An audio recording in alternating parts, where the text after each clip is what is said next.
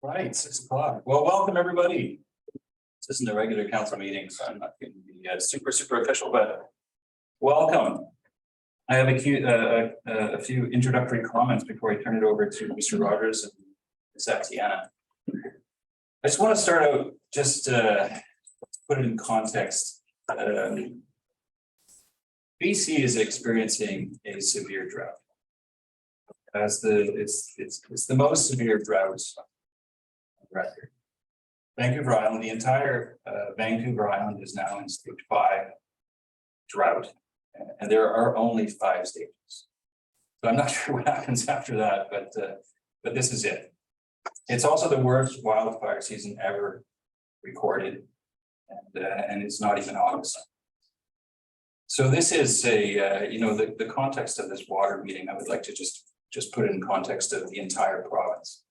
Is in a severe state. We were all the mayors and chairs throughout the province were called to a meeting with Minister Ma late last week. And Minister Ma, she's the Minister of Emergency Management, Preparedness, Climate Readiness, implored all elected officials to go back to their communities and urge residents to conserve water, take shorter showers, to use less laundry, to stop using outdoor watering devices, to not wash your cars. This is province-wide. And in Tofino, it's acute, we know it. May to July 18th, that's today, we have generally an average of 275 millimeters of rain. We have had less than 20 millimeters of rain. And for you guys in the Imperial, that is less than my fingernail of rain. Some of you may recall 2006, the water shut down. Yeah. This day in 2006, we had 190 millimeters of rain. That in context. The reason we have water flowing at all in this drought is a testament to the vision and planning and community buy-in over the last 10 to 12 years. And as Aaron will explain in his presentation, we have more flow, more storage, more treatment. We've got more professionals working, more monitoring. We have a vastly different system than we've had, and that is because it's been the community staff councils have repeatedly invested in. We have water. It hasn't rained in 2.5 months, significantly, folks, and it's July. This has not happened before in recorded history. Just to put it in context, it's not a joke. This is a real deal. We are subsisting on fog and dew. And we have perhaps one of the best fog and dew catchment systems around, and that is Mears Island. It is catching fog and dew every night, it's trickling in, catching that, as Aaron will tell you, and they're filling up our reservoirs and ready to use that water. And I want to do a shout out here, just so we're in context again. It's the only reason it's catching that dew is that there is mature forest over there still. And we have, if anything, almost 40 years ago, they refused to log that watershed. And thank God they did, because we have water in it. So before I go on, I just want to make sure that's acknowledged. We have a giant watershed of mature forest that's collecting. Hopefully it rains, and hopefully we can keep pumping up that water. But I want to get back to the seriousness at hand. Is that the goal right now is to conserve water. We have to get our water use down to what we're bringing in. And we've had the 20% water challenge, as these guys will explain. And I'll let Aaron explain where we're at with that. It's looking better. If we can do that, we can push off going further. But it's going to take a community effort. Everybody has to buy in. Everybody has to realize where we're at how we're going to meet the challenge. If we could do that as a community, just like we did with the pandemic, just like we did with highway foreclosures, just like we did with every crisis that I have seen in the last 20 odd years, Leviathan, the community comes together as one community and we get together and we solve a problem. That's what we need to do. And we can do it. And I can see that happening.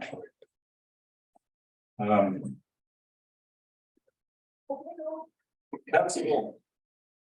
So the goal of this meeting, as I hand it over to Aaron, is to explain the water system. What's actually happening, what's happened, the improvements, where we're at, how it works, and how we're going to go forward and how we're going to solve this problem together. Thanks for coming. Over to you. Thanks, Mayala. So good evening, everyone. Welcome to the town hall on water conservation tonight. For those of you who I have not met, my name is Nyla Tiana. I am the Chief Administrative Officer for the District of Tofino. Some of you I have met in my previous capacity as the Chief Financial Officer, and I started that role back in 2010. So thank you for attending what I hope to be a very important, a timely, and productive discussion this evening. We ask that your comments be respectful and kind, and so we can achieve what we've come here to do, which is work together as a community through a level 5 provincial drought and our local stage 3 water conservation efforts. In attendance tonight, we have the following district staff. We have Aaron Rogers, the Director of Infrastructure and Public Works. We have Simon Kirkland, the Manager of Infrastructure and Capital Projects, also the Project Manager for the wastewater treatment plant. And we have Laura Morehouse, the Manager of Financial Services, who will be moderating the questions and discussion later on. Also joining us is Brad Parcell, the Executive Director for Tourism Tofino. I'd like to take this opportunity to thank Tourism Tofino and the Tofino Long Beach Chamber of Commerce for their support, partnership, and collaboration during this time. I don't believe the district could be successful in this without your support. We look forward to continuing to collaborate as we work through this with our community. Thank you for attending this evening. Tonight, we are providing a venue for conversation about water conservation. To start things off, Aaron will be presenting an overview of our water system, providing updates on water consumption, particularly since entering stage 3 water conservation, an update on water capital planning and the stages of water conservation. We will then provide an opportunity for you to ask questions and engage in discussion on water conservation. We are not here tonight to determine our long-term water infrastructure needs, as this is work that is well underway by staff and beyond what we can accomplish in 2 hours.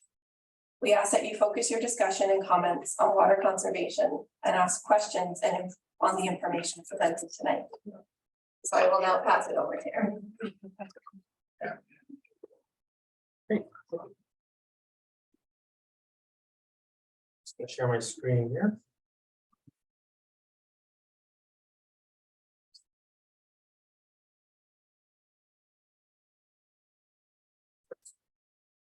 Before we get going, I just wanted to highlight that what we'll be talking today is mostly about stage 3. Near the end of the presentation, we will talk a little about stage 4. I'm going to walk you through the system, the weather, where we're at in terms of conservation, what we can do to get better at it, and then again lead up to stage 4 and then look for some ideas from you in the audience. So in many ways, stage 3 water restrictions are akin to a tsunami warning siren. The siren alerts you to the approaching danger, allowing you time to evacuate to an area of safety. Stage 3 is the alert that we need to move now as a community through our individual conservation actions to avoid further water restrictions and to avoid potential serious impacts to our community. So I'm going to move through this presentation fairly slowly. I think it's probably going to take about 25 minutes. And then at the end, happy to flip back and forth and ask questions about some of the more detailed slides. This slide is intended just to help us provide some context to the situation we're in. Reflects the words of the mayor, just understanding that BC is in a serious drought. Vancouver Island is in a stage 5 drought. There's climate change impacts this year all over the globe. And I just wanted to set that context as we went through these slides. This slide was handed down to me from my predecessor, the shoulders who I stand on. It shows a cumulative rainfall from April through the year.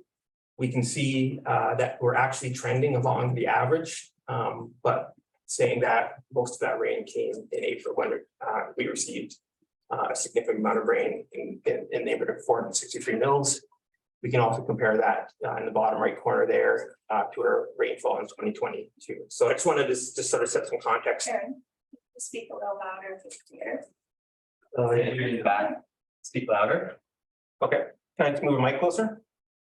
Yeah. Or I say this Simon, maybe I'll just switch. You want to take that table and slide it towards you? Just put it right here. Yeah, it might not stretch Maybe, all the way. that way.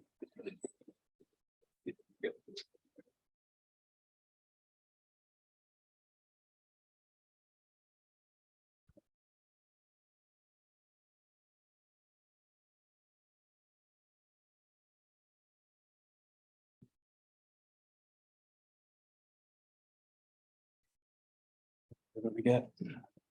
So, for those of you who are new to Tofino's water system, I'm going to give you a quick rundown. Our system comprises of two systems, actually. We have a high pressure zone to the north and a low pressure zone to the south. The high pressure zone to the north is fed through 3 creeks on Mears Island. You can see those in the top right of your photo. The water from there is transferred by a submarine pipeline to the Bay Street pump station, where it's also chlorinated, and then moved up into the in-town reservoirs. On the low pressure zone, we have Octomossus Reservoir, which is fed by Gennard Creek. It also comes across a submarine pipeline to the Octomossus Water Treatment Plant Station, from which it's then distributed to the in-town reservoirs. An important part of this system, and something that's new since 2006, is the interzonal valve and pump station that connects the two systems and allows us to move water back and forth as needed, for instance, in a large fire, or if we need to do maintenance on one system or the other, or as where we are today in the event of a drought and we need to really fine tune where our water is coming from. These photos here were taken yesterday. The top left is the Sharp Creek Dam. You can see some of the other pictures of our journeys, and then in the bottom right there is the Octomossus Reservoir. As of yesterday, the Sharp Creek Dam is still spilling, which is good news for us. It means that we're still bringing flows into our system. And maybe I'll just stop and say right now, our system's in balance. We have a lot of water right now. We're still seeing water into our system. We're nowhere close to stage 4. The system is performing well, and it's performing well in a very challenging year. I'm going to give you a couple of graphs here. I think everybody learns a little bit differently. This one's kind of hard to see, but that blue dotted line across the top is the averages for 2022 water transfers. We were trending along that line for this year, but in the last week or so, we've seemed to be able to start to bring that down. I think for our first step as a community, where we want to end up is somewhere around where that red line is. If we could do that, we probably got a really good chance of making it through the summer in stage 3. So this is our water usage of July. A couple of dates just to look at. July 10th was when we initiated stage 3. And then July 14th, which was the Thursday after we presented the Chamber of Commerce, and when we really started pushing out our message. And every day since July 14th, our usage has dropped significantly. So way to go, all of you. This is another way to look at it. We're going to concentrate here on the bottom 2 rows. We can see our July and average daily for 21 and 22 is about 21 or 2200 meters cubed. In June, we were quite low. Obviously, the road was closed for 17 days. That had quite a large impact. All of July, we're at about 2000 as of yesterday. Since we've gone to stage 3, if you just took up stage 3 numbers, we're lower, lower than the average. And then finally, looking at the last 4 days of data that we have, we're even lower than that. So the trend, as much as we can predict with very limited data, seems to be going in the right direction. We have a lot of conversations about where the water comes from. This chart is an average from 2014 to 2022, and you can see where our water is going. A couple of interesting ones here for me. One is the residential and the major water users, and those are our 15 largest water users are kind of equal. The other smaller hotels and restaurants fall into the small part of the diagram there.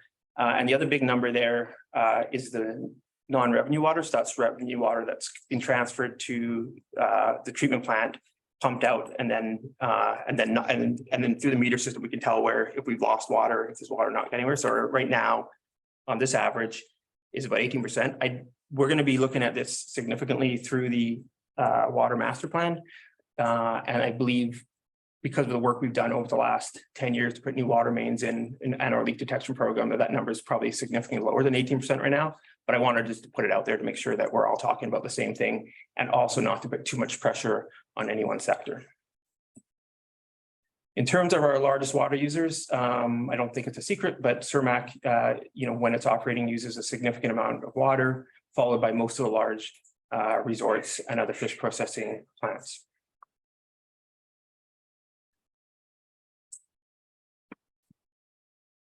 Our system total has about 36,000 meters cubed of storage. That's 12,000 meters of storage in town, and that would be at the Bars, Mountain, DL117, and Stump Dump reservoirs. There's about 24,000 meters cubed on Mears. That is mostly osmosis, which is 22,000 meters cubed. 2,000 meters cubed is 2 million liters. Just we want to think what numbers, like roughly the size of an Olympic pool. Before we started our stage 3 restrictions, we were looking at about 2,200 meters cubed a day in demand. Our average 10-year average low flow creeks from Mears Island reservoirs is 2,800, almost 2,900 meters cubed a day. So what that means is that for the 10 years that we have data for, and we monitored the creeks that come into our reservoirs on Mears Island, the average flow in a low flow year is about 2,900. We're even this year we're at 2,200. There's within the system there was still a little bit of room to deal with this. What's happened this year is obviously we're in a drought. And so we're a little bit concerned about what those low flows look like ongoing. We have leak detection. We have Northwest Hydraulics coming up next week to try to get some better numbers on what the current flows are into the system, so we can start trending that over the next couple of months. We've talked a lot. I don't know if everybody's heard about it, but we've been talking a lot about 1,700 meters a day as a target for us. And the reason we came to that number is that's the lowest of low flows of the years that we were recording, which was 2012. So that meant in 2012, if the data is accurate, our reservoirs were receiving 1,700 meters of cubed water per day into the reservoirs. Now, Cermak, thank you, Cermak, stops production on July 27th, which is about 8 days away from now. Their average is roughly 300 meters cubed a day. We understand that Lionsgate is also reducing production and ceasing to make ice for Cermak just a little bit after that. So it's a significant amount of water demand that we're going to see.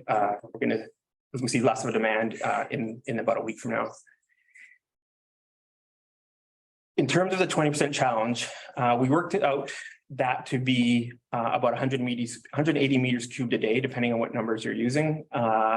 You combine that 180 meters cubed and the 300 meters cubed, we're going to save through Cermak and Lionsgate's reductions. We could easily get to 1,700 meters cubed a day next week when Cermak shuts down.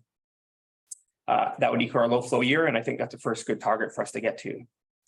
Will that be enough? Is 1,700? Will our streams keep flowing at 1,700 or less? I don't know at this point. This is the reason we're bringing Northwest Hydraulics. Again, it's a drought year, and this is we're in uncharted territories here. Bit of a thought experiment, just for fun. The 60 meters cubed is about an average use for a family of 4 in Tofino. That's 20 meters cubed a month. That's 5 meters a person. That's 5,000 liters divided by 30 days. It's 166 liters per day per person for the average household in Tofino. 44% of our residential water use is toilet and shower. So we could reduce that by half.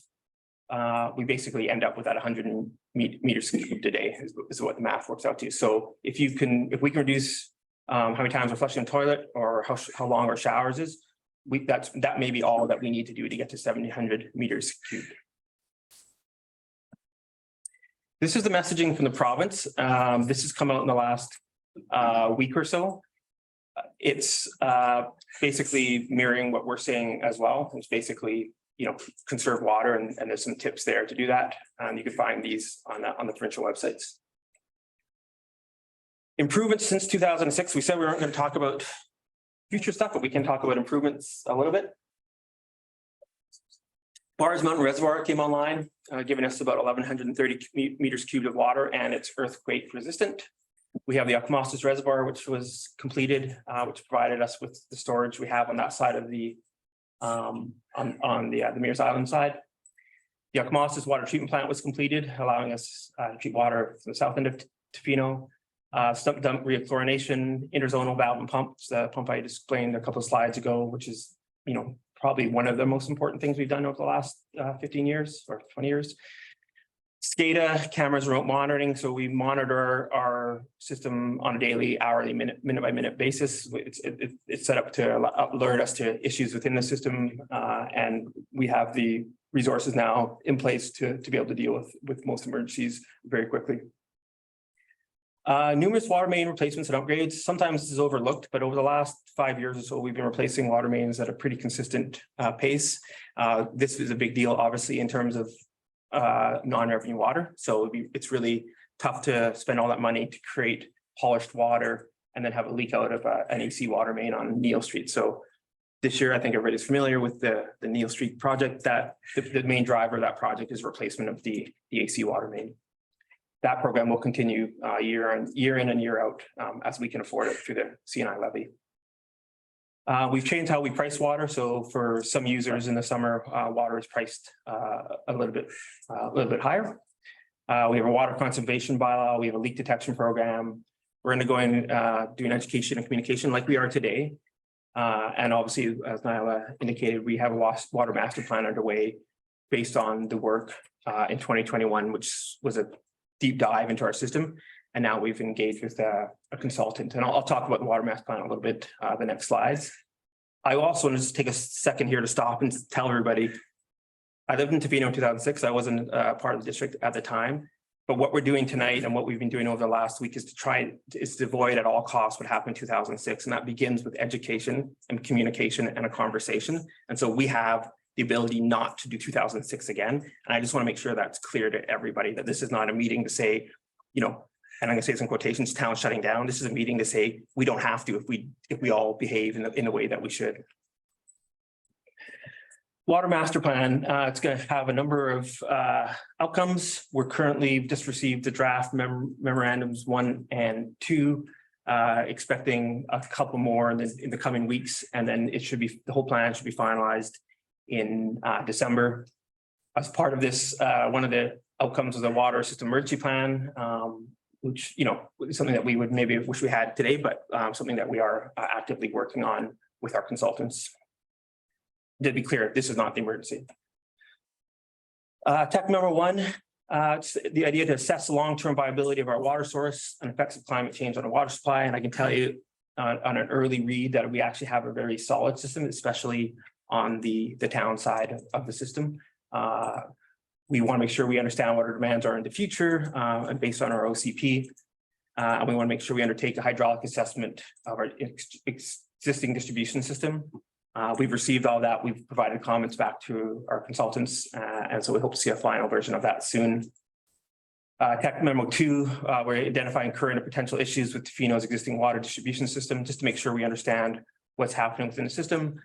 We've taken on our modeling in-house for the first time in 20 years, and we're able to model stuff quite quickly and affordably when we need it. And so that's been a big improvement to what we've had to deal with in the past.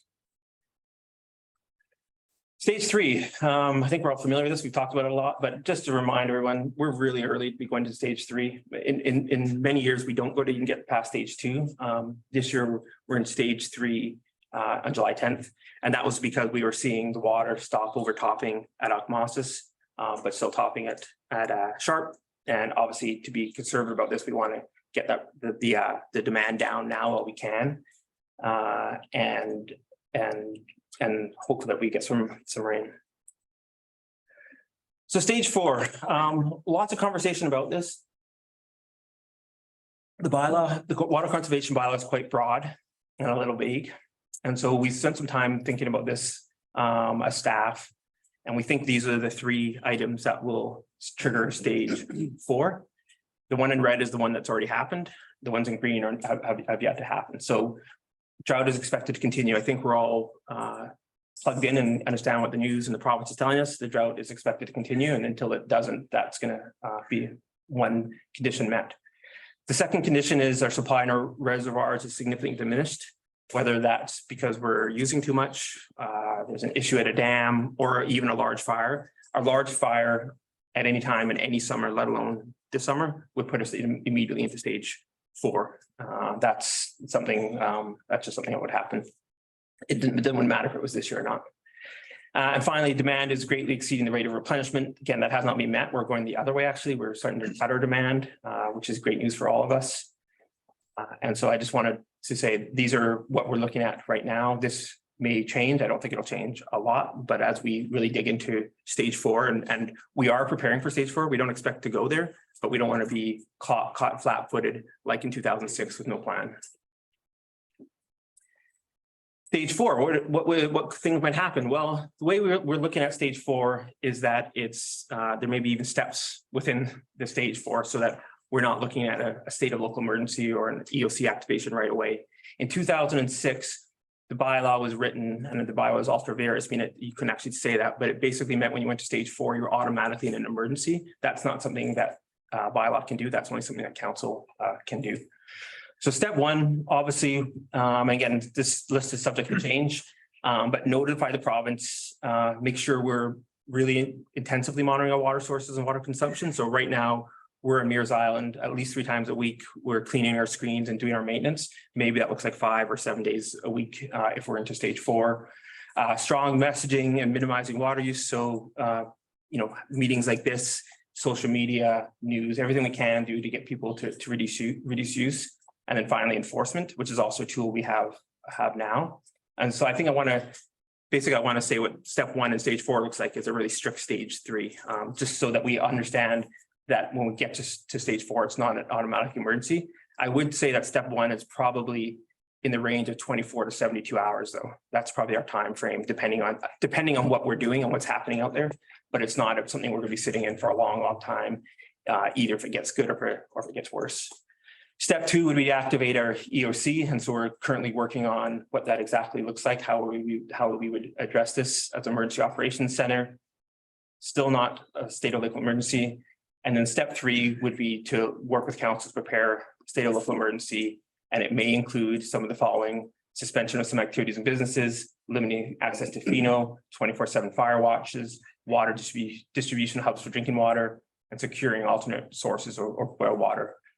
So those are what we're working with right now. Again, I want to just highlight that we don't want to go to stage 4. We want to stay in stage 3 until at least September 1st, and hopefully till October 15th, and wait for the rains to come.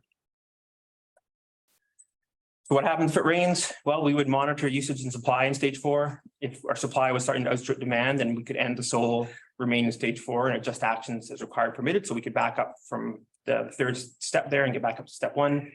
Obviously, and I think this is the most important thing to stress, is that residents are the priority if the situation becomes emergent. So if we end up in step 3 of stage 4, that's an emergency. And our priority as a municipality is to make sure that you or residents are the priority. That's to make sure we have enough drinking and sanitary water, and that we have water for fire protection. I'd also like this, the one little bit of detail is that this is under the expectation that the creeks are still flowing, and we have no data to suggest that they will stop flowing. Although we are in a level 5 drought very early in the year, so that's the understanding we're going under. In terms of enforcement, currently the fines are up to $500 in our MTI bylaw. Our notice bylaw is very similar. We haven't issued any fines that I'm aware of. We are starting to get complaints. Our approach is always to provide warning and education. If it looks like we're dealing with something different or repeated use, we will not hesitate to issue fines. We haven't done so far. And then you can see there In stage 4, it's $1,000. So some crowdsourced ideas. So we've had this PowerPoint out and about a little bit. We had a version of this shared with the Chamber of Commerce and Tourism Tofino mid last week. Fixtures came up. We had a pretty good program in 2017 for water audits for large businesses, restaurants, and resorts, which could significantly reduce water. We've reached out, or they reached out to us, the group that did that before, and we're going to be working towards working with that sector to understand what they're using for fixtures and whether we can do something there. Obviously, we've heard, I think some restaurants are doing water service or bottled water, paper napkins instead of cloth napkins for laundry. I can't stress how much short showers and if yellow, let it mellow is going to help us. It's helped us get to where we are today. Again, reduced occupancy. I'm not sure what's happening with the road and what the resorts and other accommodation providers are seeing in terms of whether the impacts of that road, but something to think about. And then again, today after this presentation, and we're almost done, any ideas that you may have, we can take notes, get back to you. And basically we're looking to you for the solutions. Okay, 2 slides left. Final thoughts. The District of Tofino water system is robust, but we are in the middle of a historic drought. Excuse me. Stage 3 is the warning. So back to the analogy of a tsunami siren. This is the siren wailing, but the emergency is not here yet. Stage 4 may require a declaration of a state of local emergency, but it's not necessarily. This is a challenge that we can overcome, but we have to do it now. And I would say, based on the last 4 days of data, we are doing that. I think the rub will be that we actually have to maintain that for the next 6 weeks. We can't back off. We have to continue to find ways to conserve, because there may come a time when we're back in front of you saying our new target's 1,300 cubic meters a day. I don't know what it will be. I'm just saying that that may happen. There are no silver bullets. We almost find ways to reduce water usage given our unique situations. And it still may not be enough because of the historic drought. This is a community challenge. We need your help getting the message out. And that's that. That is a picture yesterday's of the, so we have cameras on most of our infrastructure. This is a picture of the Sharp Creek Dam that we look at. I'm sure Mr. Brad Evans looks at every morning, wakes up, and every morning when he goes to sleep, and sometimes it wakes him up with alarms. But that was still flowing water over the dam yesterday and likely today. So again, I just want to make it very clear that we have enough water right now, and we're maintaining our system so we're not losing anything at this point. But it's important that we're conserving. So thank you. That was a lot of words. I appreciate the attention. And if you have any questions, I'll feel free to answer best I can. I also have a group of people here who can help me that. And if we have any detailed technical questions, I can find you those answers either through our consultants or our very experienced operational staff. Who is supposed to be here tonight, but it's Ravens versus GNN, and that's an important baseball game. So Brad Evans was meant to be here to help us with some of this. Thanks, Erin, for the presentation, and thanks everyone for patiently sitting through that and giving us an opportunity to tell you about our water system and current conservation efforts and stages and what we're hoping to work with you on. So we have 172 people attending virtually tonight, and we have everybody in this room and everybody in the theater next door. So in order for this to be productive over the next hour and a half, we would like to, I'd like to offer a suggestion that we stick with questions first. There may be comments that would like to be provided or suggestions for water conservation, and I encourage you to share those as well. But there will continue to be an opportunity to engage on this through our Talk Tofino platform after today's meeting. We would really like to get your questions answered, and so we're going to start with questions only. Because we have so many people attending virtually, we don't have the opportunity to promote them to panelists to ask their questions out loud. So we'll ask that those attending virtually, please enter your questions in the Q&A function. There may be similar questions that come up in the Q&A function via Zoom. We'll group those questions together and we'll ask them collectively so we can provide a more efficient response to everything. If you find that your questions don't get answered this evening, you will have an opportunity to submit your questions through our Talk Tofino water conservation platform, and staff will get back to you within a specified amount of time. So we'll provide more information on that through our social media channels after tonight. So what we will do is we will do 2 questions for individuals in person, and then we'll move to 1 question by Zoom, and we'll alternate back and forth like that. And so maybe I will ask that those that are in the theater, if you do have questions, you would be coming into this room and standing at the podium and asking your questions. You don't need to state your name or address or anything like that. This is not an official public hearing, so you can just go ahead and ask your question. So I'll start with individuals in this room, and then I will ask for individuals in the theater for the next 2 questions. So is there anyone in this room who would like to ask a question? Jack Gilly, please approach the lectern, or you may ask from there. Hi, this is actually a little bit more than just a vexatious kind of question. Why was the multiple use path, besides starting at Tree Frog Lane, and it's been under construction heading towards the hotels, it's on the way into the Club Z, I guess. It's under construction, it's gravel. 3 days ago, it was watered. It's not like watering for compaction because it's not compacted. It's not being paved right now. Why was that trail watered? I presume it was to control dust. And of course, the question is, aren't you concerned you're sending out mixed messages to the public where I'm not supposed to do X, Y, and Z, but then I don't know how much water, but a significant amount of water, more than I would use in a month, is poured on the gravel to keep the dust down. I can probably answer that in a couple ways, and I might like to Simon to clarify some questions. So on a day-to-day basis, we're dealing with contractors, so it's not our staff going out necessarily and doing that. Our staff, and I know most of the contractors in town, are using non-potable water right now. They're pulling out of the ditches behind our yard and from the Gibson's pit out at the junction. So my assumption, without knowing it off the top of my head, because again, I don't know everything that's going on in the district, is that we can find out that information for you. And if that was the case, then we would just politely ask the people not to do that anymore. I'd also encourage anybody, if you see something like that and you're concerned, you can just give us a call to the bylaw and we can go deal with that. The water was not brought from off-site. The water came out of the hydrant. That was And I confusing. can tell you that I could because there's a provide huge you that. puddle there, That first. and the nut off the valve was broken off by someone trying to get it open. Did you contact anybody from the district, let them know that was happening, or did you Did just I? keep it to yourself?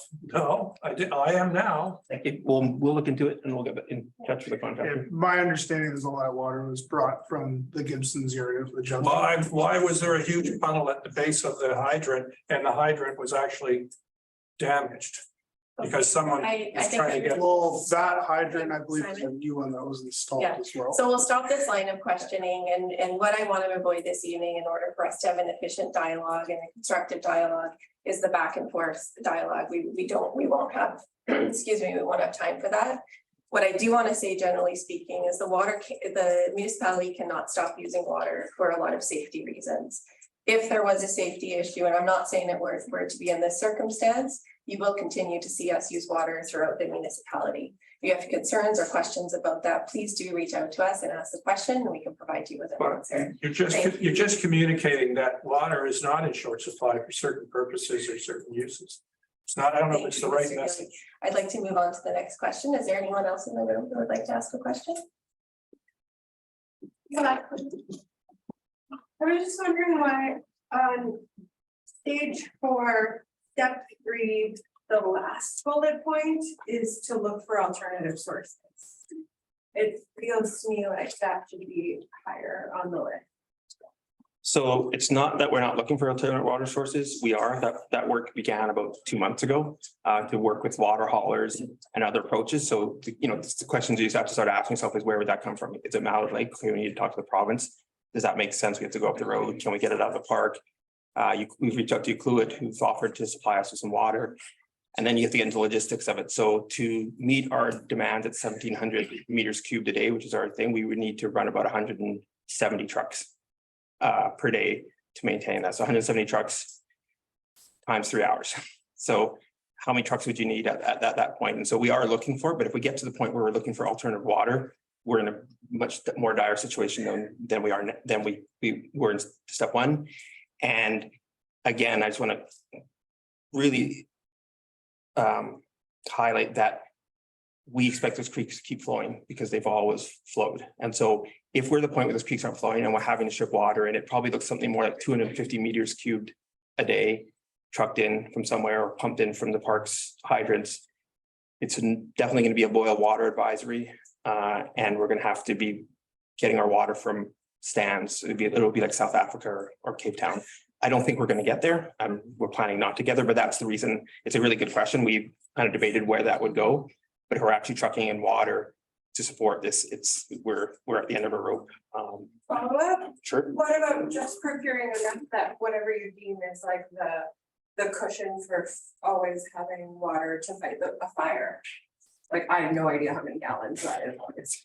It's about 6,000 meters cubed, so it's about 6 million liters. It's half of our system. So this is a water truck. A water truck carries between 11 and 15, depending if you've got a pop, but roughly 11 to 15 cubic meters per truck.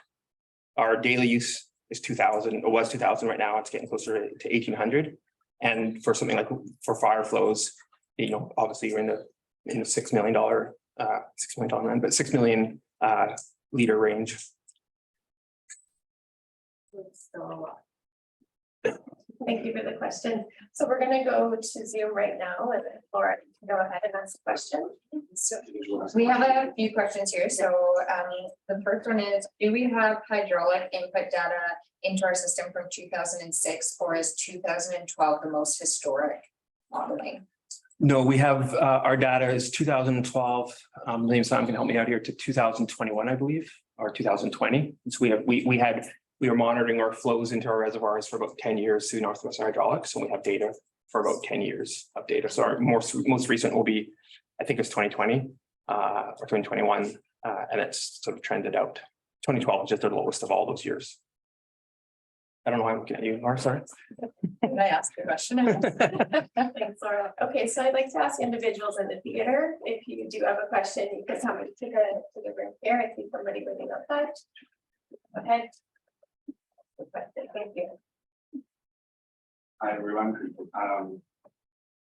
I don't necessarily know that I have a question, but I wanted to thank the district for bringing everyone together so that we had the opportunity to learn more about this. I'm from Cape Town, so the whole situation has been kind of triggering for me. And thank you, Aaron, for the presentation. Understanding the water system for me has been something that I've been trying to do over the course of the last weekend, because I was hoping to come to the meeting and chat with you folks. And I guess my concern is we brought up some big topics, things like climate change, and growing up in Cape Town, we had a reliable rainy season. And I guess my question, my big picture question is, what if our rainy season becomes too reliable? What if we start to have Septembers where there isn't rain? I think just the collection piece of our water, that becomes really important. And my hope, I know we didn't want to go there today with what we're going to do in the future. And we can talk about conservation. I hope we have a follow-up meeting where we can maybe ask you guys some more, because it does weigh heavy on my heart. So, yeah. Maybe just provide a little bit of comfort. When we received the report from our consultants in December, which would be the water master plan, which will talk about future infrastructure, what's priority, what's this going to cost. It will at some point come back to the community, and it obviously through council and the budget process as well. So that's about 6 months away, but it will be there for sure. Yeah, it's kind of interesting. I get major stage fright, so I feel like my legs are trembling here. So in front of a work gun. Like, All friends here. I know, I feel like I've met all a lot of on an intellectual level, but I actually looked up some of those images of the water system on an old 2011 district report. I found it very informative. I didn't know you guys have to actually get VHI to give you a license to give us potable water. You know, that the water has to be so thoroughly tested.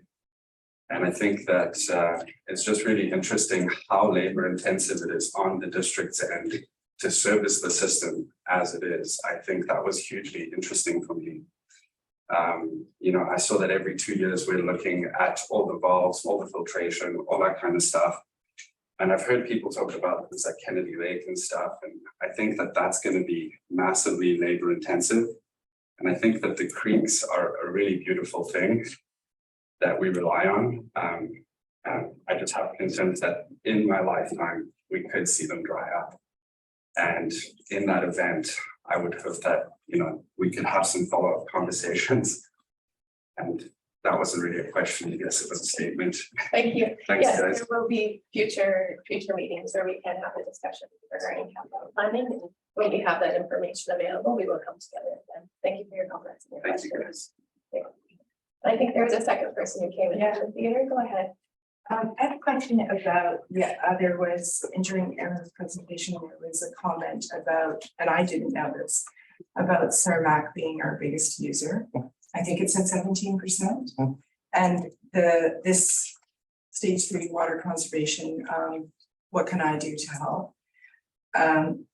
Really speaks to the public use, sort of, you know, all of us as residents. And I'm wondering what the council is suggesting to the big user of Cermak and Lions Gate, and how they will conserve not only this summer, but summers going forward. And I understand that they probably use a lot of fresh water for, I don't know much about fish processing, but clearly it uses a lot of fresh water. And I'm wondering if the town has any ideas or help for them.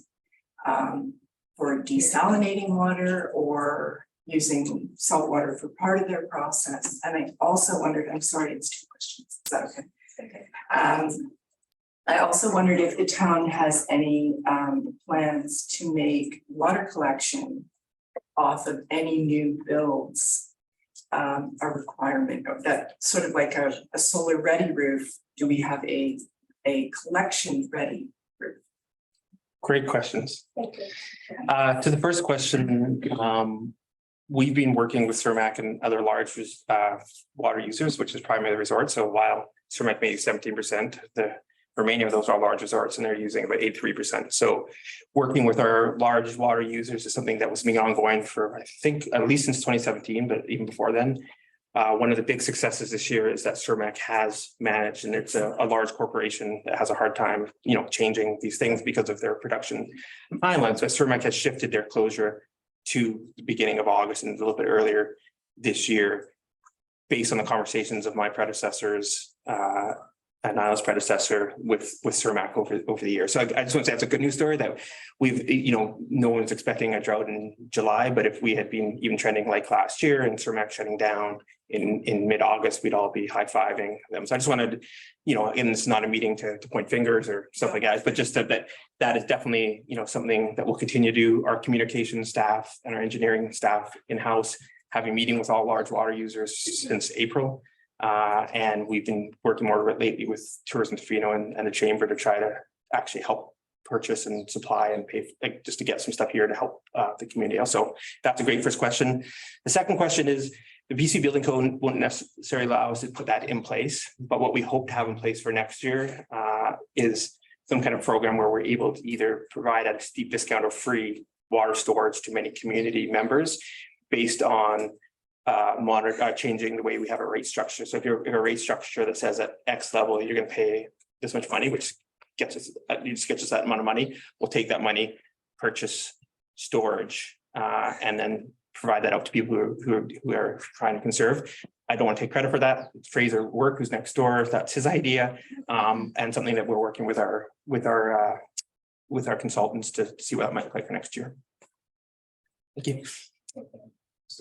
Follow up, Aaron, just a question, just following on Cermak now. My understanding was that Cermak was also able to increase the efficiency of their water use. So they dropped the actual use of fresh water in their processing by a significant amount. Is that right? I have to look to Cermak to answer that question. I know that you guys have been working diligently over the last couple of years to try to reduce it because of cost. It's a business cost. It all started with the that group that was put together. It was, I think, 2019 when we were in kind of the last crisis. And at that point, to tell you the truth, we really didn't know a lot about water use in the plant. We knew obviously quantities from a quarterly invoice we get from the district, but knowing how the water was being used in our plant was something we didn't really know. I thought it was all about ice production and stuff like that. So we added water meters all through our plant to better understand how we were using our water. Very quickly, we were able to shave off about 30%. So, I mean, your numbers versus what we're tracking every day on the meter outside our plant, we're sitting at around 205 to 235 on average.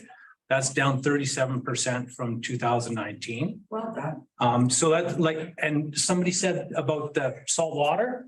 We're right, yeah, we're right in the mix of looking at some of that as well.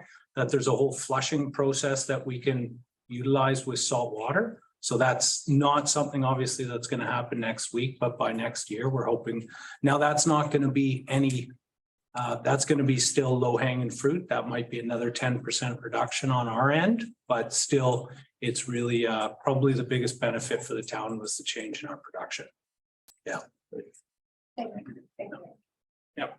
Okay, so we're gonna go to Zoom. Laura. Yeah, so there's a lot of comments in here and some themes, so I'm just paraphrasing some of the questions to kind of capture a few of them.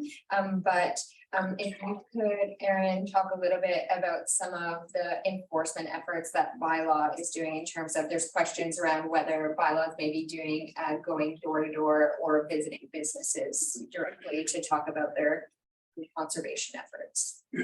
Again, great question, great questions. Again, our staff since April has been going out and meeting with large water users.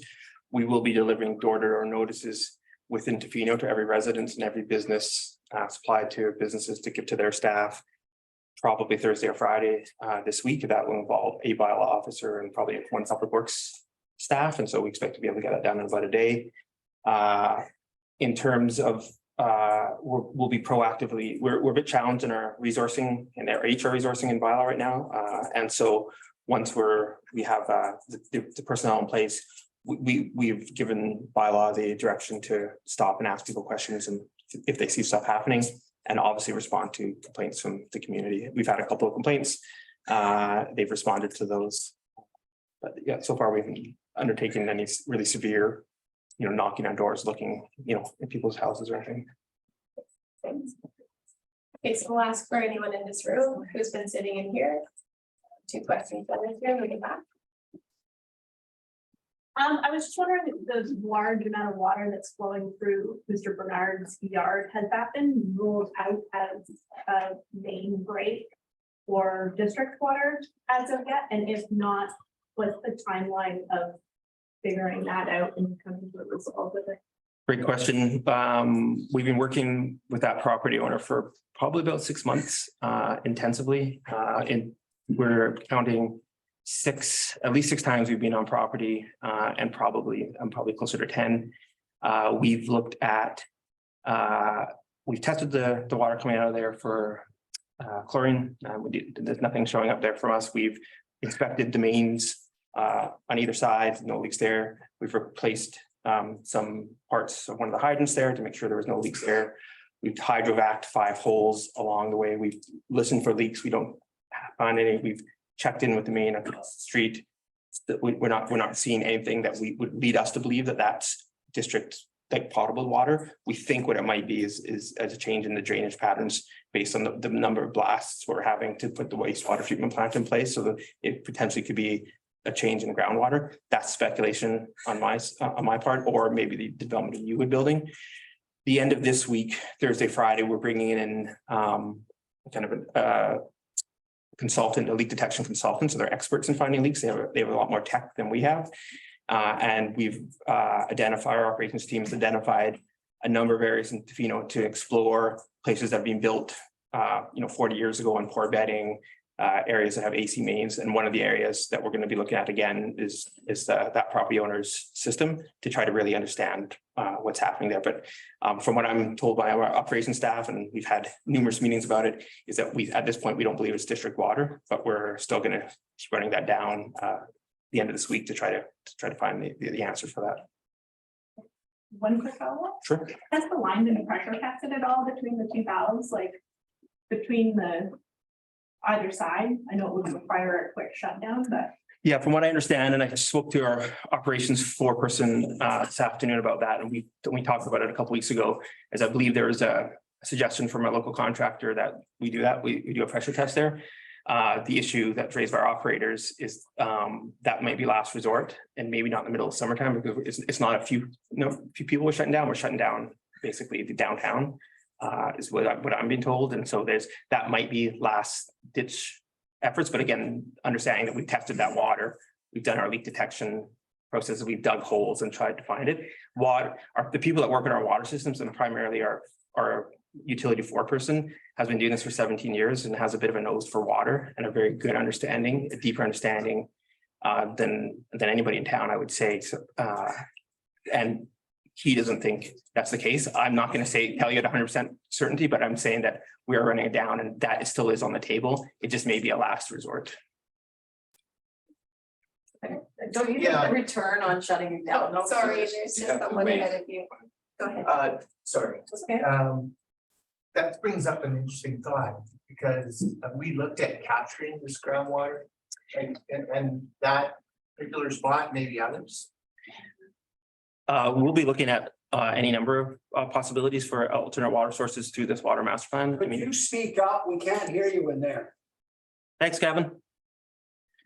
Okay, I'm gonna yell for you here so that people there can hear. So yeah, so we'll be looking at various different water sources as we go through the water master planning process. If you walk through the forest anywhere, you'll see standing water still in the forest. So if you walk the Tonquin Trail, there's groundwater everywhere. There's a lot of people in Tofino have wells. We understand that those wells are most like the water from the wells is sitting on a salt layer, and there's only so much of that because it's also rain fed as well. But we will explore everything.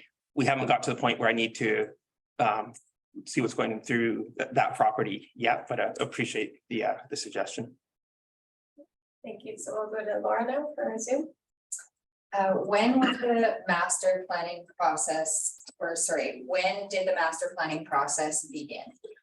I would say it began in spring 2021. We received a report from Mr. Fraser Work, who was no longer with the district at the time, I don't think, who'd been working on it for about a year with his team.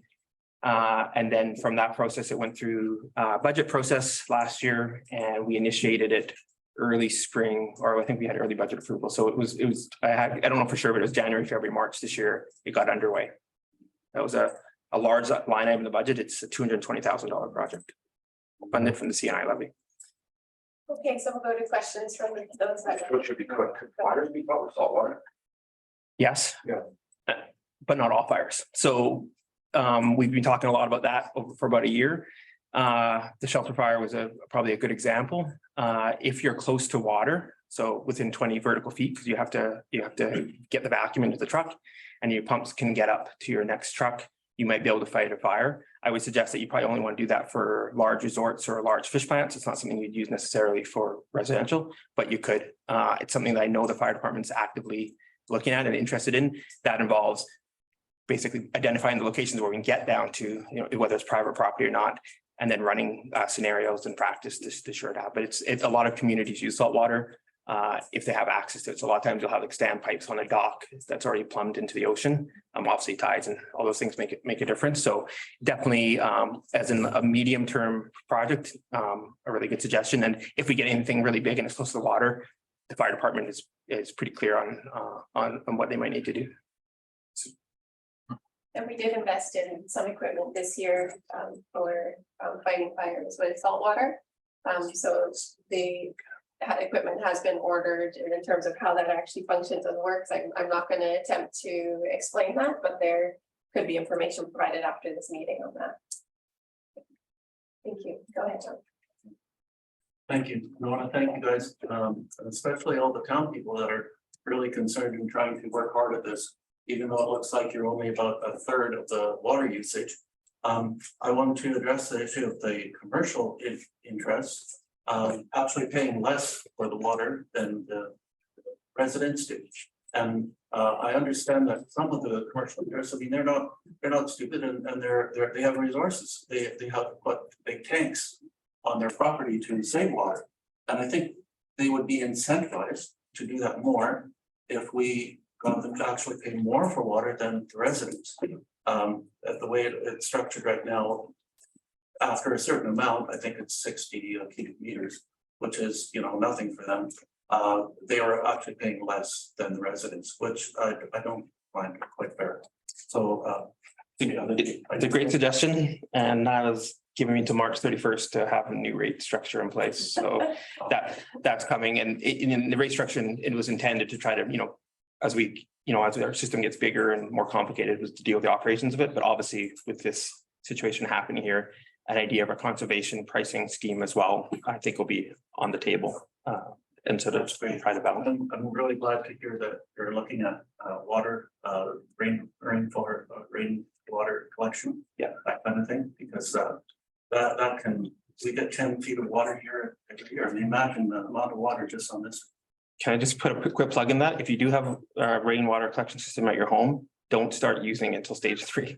Use the water coming out of your tap before then, because stage 1 and 2 we're still spilling. We're also going to look at stages next year, because I don't think the stage system that we have is working very well. And thank you.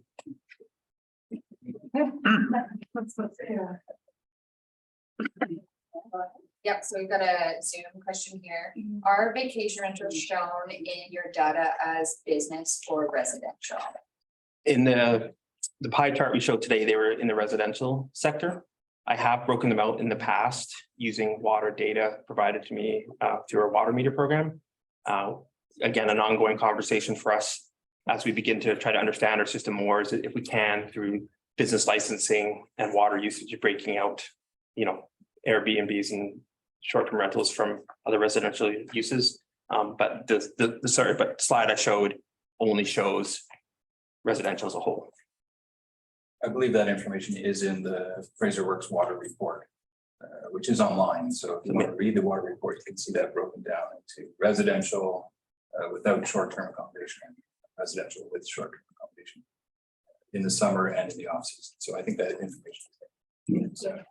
There was a hand up beside the last gentleman that spoke. We just wait back now. Yeah, well, I had spoken to a couple of guys that way more than 17 years experience in the water field.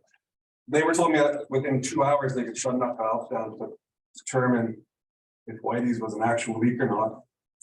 And if you did that at 2 in the morning, it doesn't affect anybody. Yeah. So why has that not been tried? Because the numbers I heard was 70 cubic meters a day. How's it count? Well, I guess the question is, how's it counted? Again, to my point, it's not off the table, but it's 5 gallon bucket for the base and filled it that fast. So if I'm losing 70, if I'm using that much water a day, I'm sure that's showing up somewhere in my system, and I don't think it is. This is the thing, what I'm going to tell you is that it's not off the table, but it's not, we've gone through a very rational process of trying to deal with this. We deal with water leaks on a weekly basis at the District of Tofino. Our water operators work with the people that you're talking about. I know they have conversations about this. So we're going to disregard it. I don't think they're disregard. I've spoken to our side, and it's definitely not off the table. But what we're going to do is, again, just go through this process. We're going to the next step is going to be the leak detection program. We're going to try to figure out figure it out through that. And then as a last resort or the final step, we potentially will be pressure testing that line. I'm in those last little bit of words, I'm outside of my area of expertise. And I would, if our foreperson was here, he'd be able to probably answer that better. Can I just make a note on that? There is several properties on that side of the road that have all experienced new and consistent flows. And I've talked to the owners. They're having their driveways run. And above that, there has been significant changes in the geology, both in blasting. The wastewater treatment is huge. It sits right in the middle of 2 water courses. There's also the Huebner's property, I don't know, that was logged fairly recently ago, and you can go on Google Earth and see the dramatic changes in the water courses. You can just go and Google it. So I just want to caution people. There's a lot of misinformation. There's a lot of assumptions out there. It takes a little bit of work, but you can do some research. I have actually tromped those properties. I've looked up above. I've Googled Earth it. I've gone to see the standing water up at the Beaver Den. It's all there. So I'm just saying, just be cautious, and we have professionals. And if it comes to pressure testing, These are professionals too, that we're talking to. yeah. I'm just saying that there's many properties experiencing a change of water course there, not just one. So I just want to put that in context. Is there another question from this room? I may just ask if there's someone else, because you can answer the question. Real quick follow-up. Sorry, we'll come back to you. Go ahead. I wanted to ask, so you put those penalties, for residents at like $500, I believe it's about now. What is the penalty for a business? Is it the same, $500 as well? Yes. And if so, then why is so low? That's nothing. I didn't write the bylaw, so that was 2016. That's how the bylaw is currently. To your point, we could adjust it if there are limits that we can do within provincial regulations. But we probably could look at that again. It's been 7 years. We're in the middle of a drought. It may be a good time. I think that's a good note for us to take away and look there. We may not look at it as business versus resident, but wasting water, whomever you are at this point, is probably not great. A great question. Okay, so we're gonna go, did you have a follow-up? Yeah, just a quick one. On one of your diagrams, there was like the highest users of the water. I don't remember exactly. I know Sherman was on top of them and they're shutting down, which is great. Thank you. But what about those other ones? I haven't heard that they are going to be shutting down. There was, I believe, Pacific Sands was there. Any sort of like plan how to work with them to reduce? Yeah, so I just want to recenter the conversation. I think we using the word shutting down is not the right words to use right now. Like we're gonna beat this. We have been working with the large resorts since April. I've had a meeting with Brad and Tourism Tofino and the Chamber last week to emphasize this. This is what's led to the Thursday push for communication. So our expectation is that everybody, CERMAC, the resorts, the small business owners, everybody can get through the summer using and living their life pretty much like they did in May. So I think that would be our goal is to get through everybody as whole as possible. If we end up in stage 4, obviously that might be a little bit of a different conversation. I do want to also say that I know it's easy to say resorts or large water users versus residents, but many of our residents work for these places and have homes and mortgages and send their kids to our schools. And so I don't see a big of a split as possible, as some people see. Thanks, Erin. Okay, so we do have a question that we may ask Brad to answer. Yeah, this is for Brad at Tourism Tofino. How are the resorts and tourism related businesses communicating to their guests about water conservation? Yeah, it's a great question. And I just want to assure everybody who's watching that the industry and the hotels in particular are taking this incredibly seriously. And I've witnessed that firsthand over the last few weeks. And but to answer the question specifically, there's a lot of communication going on direct from the hotels. So they obviously have their guest information when they're coming. There have been emails sent out. There's a lot of messaging going out to guests right now with highway disruptions and water conservation. And we're trying to really do our best to cut through the noise and make it very, very clear to people who are coming here to the situation that we're in. Tourism Tofino has a long-standing every drop counts campaign. So there's collateral in people's rooms when they check in, and we're really trying to make sure there's a lot of different touch points in the journey to coming to Tofino where that message is really amplified, and we're always open to suggestions. There are a few, and Nyla and I have had conversations. There are short-term rentals that aren't members of the Chamber of Tourism Tofino, and we are sort of trying to work with the district as well about how we can reach every single short-term rental in the community and have that consistent messaging across the board. So there's a lot of that happening at the moment. Thanks, Brad. Hey, there's 2 people waiting here. Yeah, Theodore, go ahead. I do have a question, but if you could indulge me a statement, I think we should all be extremely thankful for the forest on Mears Island, because it's not raining over there either. And every day those reservoirs are filling from that sponge that's soaking water out of the forest and sky and filling the reservoir. It's amazing. I would like to know what the rationale is between the prohibitions in each stage. Because I'll just say it out. One of these things is not like the other on this list. And to me, watering food that people have been growing since probably January and are now planting food for the fall and winter is not equivalent to not topping up your hot tub or not rinsing your feet. It just seems ridiculous. And I've pulled about 5 other communities on the island, and none of them have food watering restrictions in stage 3, and some don't even in stage 4. Some do. So how does this list get created? Okay, great question. I'll try to answer it in a number of ways. First off, the bylaw is the bylaw is overdue for an update. And so taking a look at some of those restrictions as well as the stages that we're actually going to is going to be a part of that. If I had to guess, and I wasn't there when the bylaw was written, but my assumption is that it's probably something to do with how easy it is as a bylaw officer to determine if someone's watering their lawn versus watering their plants, or as is the case in many municipalities, it was a cut and paste job from somewhere else. And so I don't know that there's any thought there, and I can't tell you there was or there wasn't. I can tell you that we can look at that. I can also offer a suggestion from my household. I know. What- Water, Aaron, but trust me. No, what I'm saying is that, you water from your dishwashers. I know, I'm sure you do. Aaron, But no one's gonna, Insulting. but so no one is gonna send a bylaw to you for putting dishwater on I your plant. understand that. You see the size of my garden Okay, so we will. and the school garden. Okay. Like honestly, don't insult Thank people's you, and intelligence. there's lots of other Yeah. people in the room, and maybe those comments maybe could be relevant to them. Yeah. I think it's important for us to share that if it is a. This is meant to be sharing. Apologies if that offended you, but it was directed to everybody. Okay, so we will go to, oh no, the second person there, go ahead. Thanks. Hi, everyone. Thank you. I just want to add a question about conservation communication. When we say 22%, and I think it was 66 liters per household per day, roughly for a 4-person household.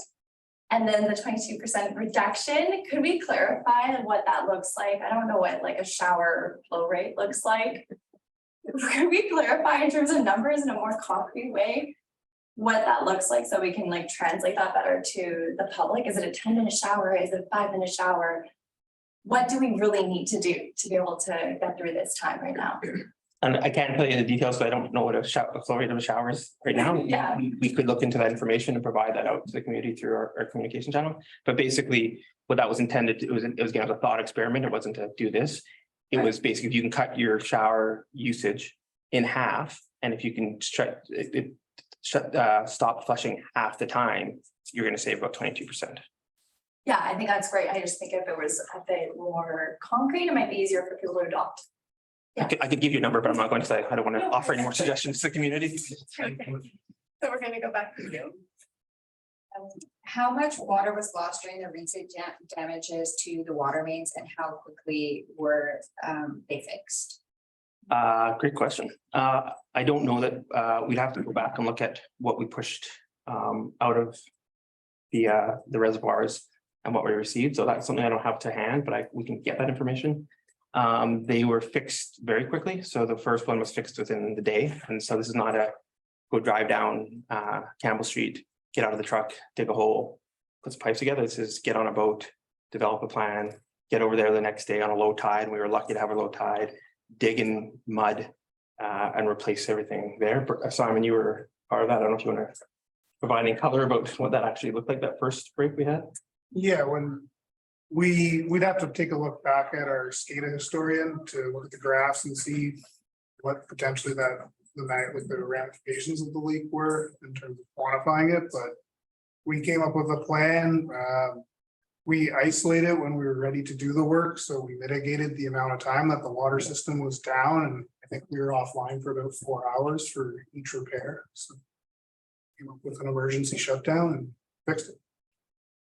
Something to mention is that the water at that time when those breaks occurred, we were still spilling water from our reservoirs, meaning that we couldn't have saved that water anyway. So we weren't draining down our storage. We talk a lot about storage. I think what's more important for us to understand is flow, how much water is coming into those systems. Osmosis, for example, is 22,000 meters cubed. If you divide that by 2,000 meters cubed a day of 11 days of storage there, again, it's a rolling average. As long as the water keeps coming, those stay up. So when that break happened, we spilled some water, but it wasn't treated water. So we didn't spend any money running it through our treatment plant. So it was the cheapest water we have. And then there was a second break, which was repaired, and a third fix as well. Thank you. So we have two questions already in this room, Camilla first and then Warren. Hey, I have a question. I keep hearing Bars Mountain is still leaking. What's the story on that? The tank up there is still leaking. So what I understand, because I've heard the same thing, and I think that has been going around the community for a couple of years. I don't think it's Bars Mountain. I think it's DL 117. So the one closer to the district's work yard. In speaking with our operators, they haven't been able to determine a leak from there.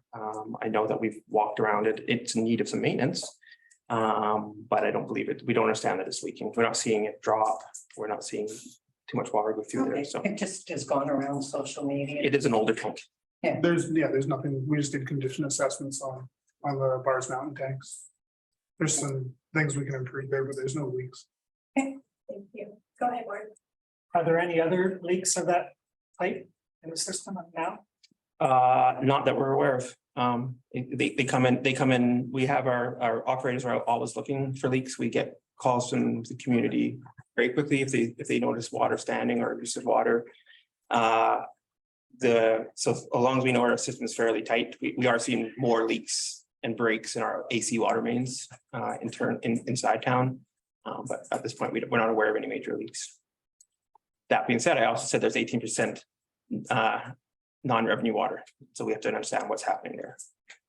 It could be fire protection, it could be hatchery, it could be a bunch of different things, but it's one of the ones that Fraser identified in his 2021 report that we really need to run down. Those are for us is some low-hanging fruit. It's expected that the water master plan will help us identify what some of those issues are.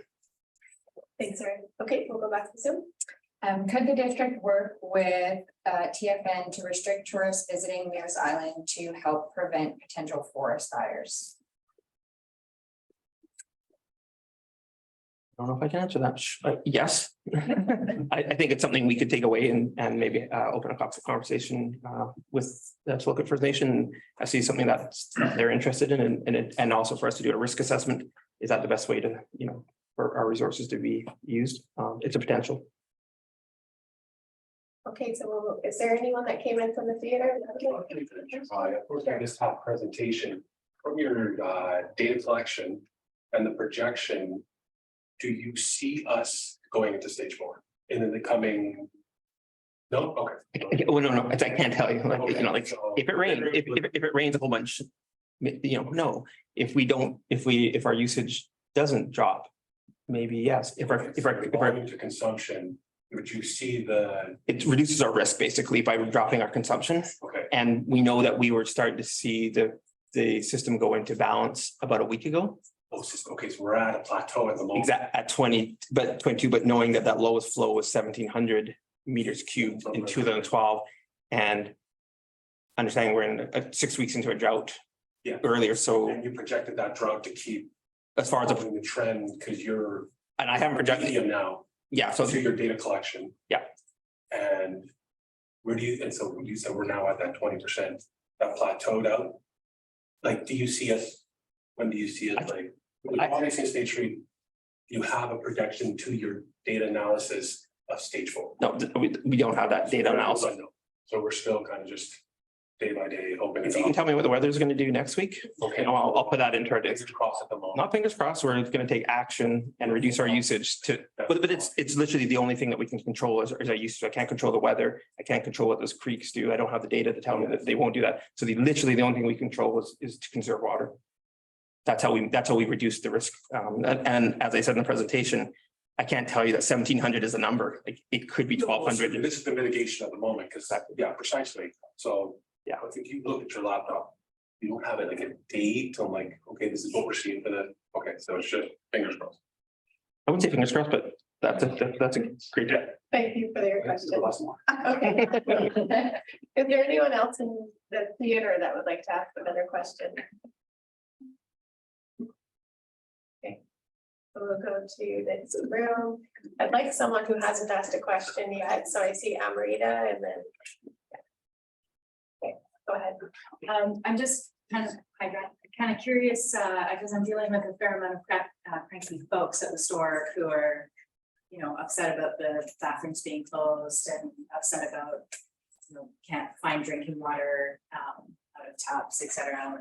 They're getting turned away for that kind of stuff. So I know that, Erin, you had mentioned that there was gonna be some packages going out from the district to employees and businesses around town, but maybe is there something that's sort of the consumer facing that we could also have to share? So that it doesn't look like I'm just providing bad customer service. Yeah, so, yeah, I think that's, we're working on it as we speak.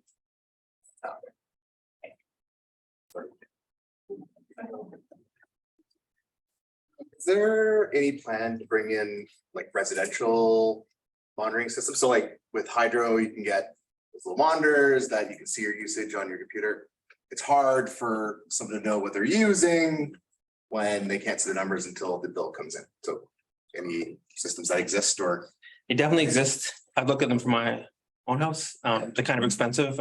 Maybe it's something that we look to as we adjust our fees, and can we, you know, as we did the toilet rebate program, perhaps we could do a meter rebate program for that. Simon's probably better positioned to answer what those might look like in terms of how they measure it and whether you can measure domestic. One idea that came out of the last year's report was the idea to, like, we radio read our meters, you know, on a monthly basis at this time of year. But to change out those meters for something that would provide data like by the second, with the sensors being in the streetlights. And then be able to provide real-time data for anybody who wanted, as well as for ourselves. So that's not a next year solution, but maybe a 5-year solution from now. And I do know there are products out there to measure your own water. Thanks. Okay, go ahead, Laura. What effects on our water system will the new wastewater treatment plant have, and what is the district doing to plan for that? So we're putting a reclaimed water system into the wastewater treatment plant facility. So all of the processing water that we need to use or will be used at the wastewater plant will be taken from the effluent. So after it's treated. There are some things that we do need to use domestic water from for some of the washdowns that happen just because of legislation. You can't have staff exposed to the effluent, but yeah, so a lot of it's like the majority, the big usage technologies, it's all going to be taken from effluent, so minimal impact. Okay, I maybe just go to ask if there's anyone in the theater. I don't see anyone lined up at the door. So is there anyone in this room that hasn't asked a question yet that would like to ask before I go back to Cozy? And I believe Jackie had your hand up again as well. Okay, go ahead. The question is, as we're going through these big water shortages, how is that going to affect the planning of future developments, adding more draw with no increase a very small peninsula? Because I kind of see a spot where we just can't pass without shutting down in the middle of the summer and causing a bunch of business and tourism huge loss that they won't be able to recover from. Thanks for the question. Yeah, I would imagine that the planning team is, well, I know some of them are listening tonight, and obviously through the work that they do in conversations with Public Works and infrastructure, that it will impact development over the next coming years, and a lot of that information is going to come out of water master plan. As I said earlier, we have onboarded our own water modeling, so we're actually able to understand our system a lot better than we have ever. And we're also doing the same for sewer. So I think, Cozy, it's a great point. I don't know if I have an answer today, but I'm not council, so I don't make decisions on the development, but I'm pretty sure it'll be front and center in their thoughts as they consider these applications. Go ahead, Zach. And just okay. quickly, Okay. okay. Go ahead. I hear a lot of spillage, so we've got storage, but even in stage 2, we're still spilling. So why don't we stop spilling? Why don't we raise the fence and just not spill? Yep, it's a great point. I think that's. We'd store a lot more. Let's raise it 10 feet. We'd have more water we ever need. Wouldn't get past stage 1. It's a great point. This is what we're looking for the water master plan, to identify So there's different ways to do it, right? Different sources, rebuilding of dams, digging out of reservoirs, increasing. Place to start. Yeah, well, the issue being obviously is that everything costs money. And so we want to make sure that we're spending the money in the most appropriate way and ensuring that the community, back to Cozy's point, does want to grow. So if we increase our storage to whatever it is that we think that is accurate, that means that we may have more room to grow as well. And so these are big community conversations with massive price tags attached to them. I think we need it. Shutting down the town costs a lot more. I agree. Yeah. When is the water master plan expected to be completed and released? December is when it'll be completed, and then it'll be probably, I don't know, but I'm assuming a month of, with Christmas time. probably. Yeah, I think we'd probably, staff would probably present it to the council probably early first quarter 2024 or something like that. Likely. I have a couple people that have come in from the theater. Yeah, I was curious to find like more information about stage 4. Like it seems pretty vague. It's like we're not gonna get there, but like. How does it work? Like you choose higher level users to start shutting down? You have like a checklist, or is it just like this kind of business gets shut or that kind of business gets shut? Again, just to reset it, we're not shutting anybody down, nor is stage 4 talking about shutting anybody down. And I know that we're not. I know, and I just want to say that going back to my earlier comment, is the bylaw is very vague at this point. And so what we're doing as staff and have been working on this diligently for the last 2 weeks, but also about 2 months ago, is to start to define what stage 4 actually looks like and how we can do it in such a way that still gives us an opportunity to back out of it so that we don't have to declare a state of local emergency. We don't have to get into those conversations. We will at some point develop all those things because we have to. And so I wish I could give you the plan today. We may be able to give you that plan or at least a really good version of that plan in about 2 weeks or so. Great, thank you. Thank you. Are you waiting for a question as well? Go ahead. I was just going to ask, with respect to the town's goals that have been more long-term for some time now with respect to building a new hospital, increasing housing, and different matters that would involve, as I believe was briefly mentioned earlier, a more significant draw on our current water system and our current water resources. So I'm wondering within the town's, within the council's sort of water master plan that was beginning in 2021, how is this accounting for those significant increases in the infrastructure to the town? Yes. I was just gonna talk about the OCP, but you want to? Oh, we can talk about the OCP. I was gonna bring in the water report as well and council role, but I'll leave it for the mayor law. That's a great question. So I just want to go back to, we did have a water report. Fraser Work brought that in and it showed, projected flows, projected use, and it was based on, and it showed that we had the potential to grow at a 2%, a very low growth rate for a few years, barring severe drought. Now, this is a severe drought. So I just want to reiterate that this is something that it's unprecedented, which is a silly word because we use it a lot, but it really hasn't happened before. So it's starting to recalibrate how we look at everything. But barring all that, every time an application has come, a rezoning application has come before council, water has been in the conversation. And that is why council has consistently been saying, we are allowing housing because that is our priority need. We are not rezoning for resorts. We're looking at commercial rezoning extremely restrictively. And that has been in the conversation every single rezoning application and going forward. And that is referring back to not only the OCP, which was a community decision. Everybody had their say in that, but also the water report and what we know of the water situation. So I just want to say that this is very much top of mind. It has been in every conversation for council, and it will acutely be so going forward. So, so these are questions council's very invested in, and staff. Can I ask a follow-up?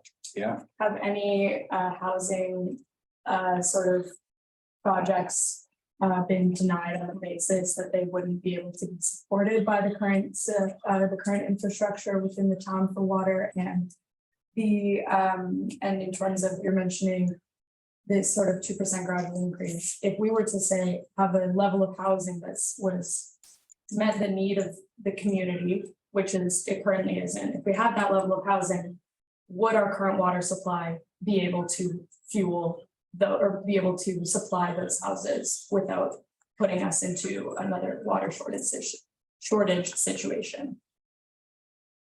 So for the last 15 years that I've been here, we've been guessing at that.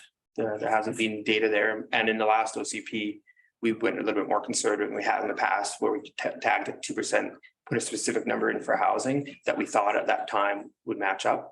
Now that we're undergoing this water master plan, it is based on that OCP. So it's literally based on where the growth is going to occur in town. That matters, because if you build too far out of town, it's actually quite a bit more expensive than it is to build in town. The water pressures are better downtown.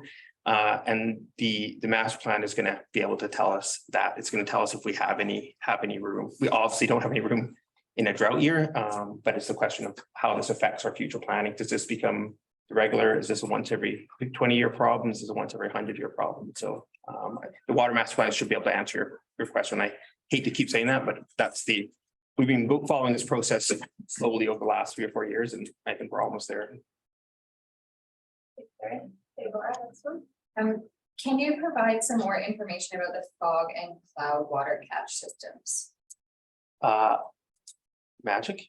I can't tell you what the answer is. I mean, it's something that we've talked about a lot. So we need to get better at the telemetry that we have on Mears Island and upgrading the infrastructure there, so we can start automating it. As part of that program, we've talked about potentially trying to figure out a weather station, basically, to try to understand what's happening. What we don't know, and what the water master plan will hopefully tell us, at least give us some leads, is if it's foggy, how much of that water gets into the reservoirs. And I don't know that I can't provide the information today, but Simon, if you have any thoughts on that. Yeah, there's some things we're gonna explore with respect to finding what that correlation is between, like, how much does the fog actually impact our watershed, and in the future, kind of looking at installing some more permanent flow measurement devices on all of the sources to the reservoirs. And then as a result of having that data monitoring, you'll be able to find correlation to things such as having fog cover over at the island, and how that does or doesn't relate to increased water flow to the source, to our reservoirs, from the source to the reservoirs. That's a follow-up to that. Is the water study currently examining case studies of other regions and municipalities that have implemented things like that, like fog nets and that sort of thing for collection, for comparisons? Is that part of the study as well? No, we haven't, like, specifically, like, in the weeds, like, have that as something that we are exploring, but I mean, that's a good idea to maybe look into things like that. I've chatted with some other regions that have had issues, like Salt Spring Island and some of the other Gulf Islands, just to kind of, hey, what are you guys doing? And kind of just sharing different things about that to help inform the process that we're going through right now. But I think it's a reasonable idea. Okay. I just have a comment on that. Like fog nets, dew catchment and all that sort of stuff. Those are excellent projects for residents, like we're talking about the community garden, the kids garden, that those kind of things are ways that residents can sort of accept the challenge and say, well, maybe we can figure out how to water our vegetable plants with a fog harp. I just looked up the other day. It seems to be productive. I personally have been catching dew, not on purpose, but in an attempt, because I'm working under it, and I've been watering the raspberries for days. So those things are something that we can all do as residents to continue enjoying gardening, but do it in a responsible way where we're not drawing on chlorinated water from the district. Just something to think about. Yeah, and if there's rebates, like that's always good too. Okay, go ahead. It seems like a lot of people want to talk about what's in the plan and how we're going to get there. And I know it's okay, you don't want to focus on that tonight, but when you do have that meeting, could we have it in the town hall so we can all be in the same space? Feel more like we're actually the community discussing something, right? Anyways, I wanted to pick up on the question of that Adrian raised and a number of other people have asked is about this idea that we want to reduce, because say 20%. At some point, the district says we want to reduce residential consumption by 20%. As a homeowner, I have to kind of figure out, okay, am I doing that? What am I doing? You have these ideas about, oh, do this, don't do that. But when we get our bill, I've never paid more than the flat rate. So unless I'm going to try and read the meter as this guy, I don't know what I'm doing. And so I'm thinking maybe you need to restructure how we're getting billed. Why can't we go to more as a user pay thing, like we pay for how much water? We become very quickly aware of how much water we're using when we get the bill. And maybe it sort of has a trickle over from one year to the next, you know what you need to do. The other thing is, it solves Adrian's problem, is maybe you get out of the face of people who are using water, who have vastly different needs from one house to another. I don't have 5 kids and with all the showers and everything that goes along with that, right? The laundry and whatnot, but I have something else that I want to put water on. But I'm well under the 20%, but somebody's threatening to come along and stop me. Maybe we just need to structure the bills in a different way so that people can, not feel like the government's in their face for every time they turn on the tap. I think they're great points. I think we are going to look at rates. And I think it's a great point about user pay. Yeah. If I could follow up with one more thing, there's been a lot of suggestion here about the homeowner needs to make improvements. The homeowner needs to have a rain catchment system. He needs to have a barrel. I mean, we used to have wells. I had a well once, but I was told by the district I had to fill it in and stop using it because we were all required to be part of the district system to support it financially. One of the reasons, no doubt, there is a flat rate is to assure the district a certain amount of revenue, right? So maybe I'll speak to the fee structure because I worked on that. The last review of the rate structure, we received a lot of, we had some dialogue with the community about it, and there was a lot of dialogue at that time about how could the rate structure support residents, because the residents were under a previous rate structure where it was punitive. And we need to support the families and residents in town, and maybe the onus needs to sit with the commercial side. So we made that shift and change at that time. The narrative seems to be changing a little bit. We do need to have another look at that flat fee with the resident that the resident pays. They get a certain amount of consumption before they start paying a cubic meter fee. So when you have a first glance at the rate structure, it looks as though the commercial customer is paying less than the resident, when in fact the resident doesn't actually get up to the level of consumption that an average business does. And so that's not necessarily true.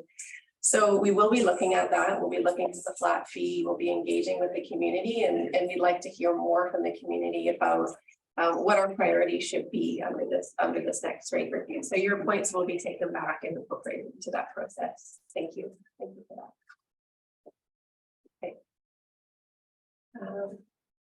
Any other questions in the room? Go ahead, Ray. I should know this. First to ask.